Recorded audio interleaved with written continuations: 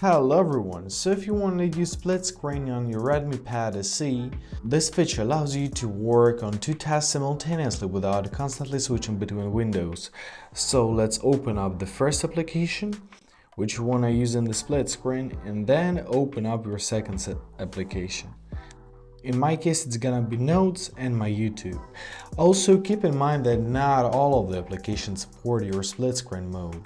So to enter our split screen, first we're to open up our recent apps mode.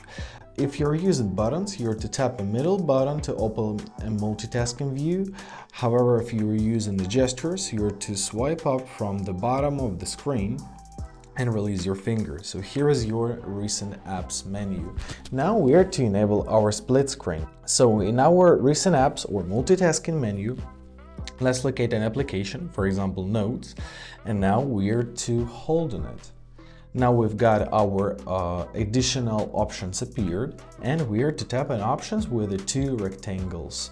This is our split screen mode. As you see, one application has just opened, leaving the bottom half ready for another application.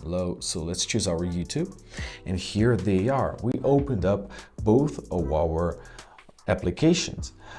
We can switch between them and rearrange them by dragging them using this line on the center of the screen, just like that.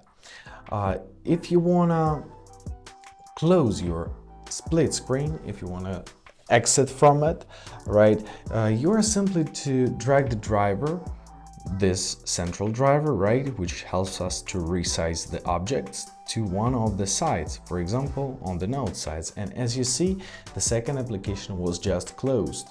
Or alternatively, you can simply go to your home screen and close everything up. If you're using buttons, simply press on the home button, and this will help you to exit your split screen mode entirely. When you're done, simply open up your recent apps application, press clear all, or close them manually. And basically that's it. Now you can multitask effectively with your Redmi Pad SE. I hope this video was helpful. Thank you so much for watching, and please consider subscribing to our channel.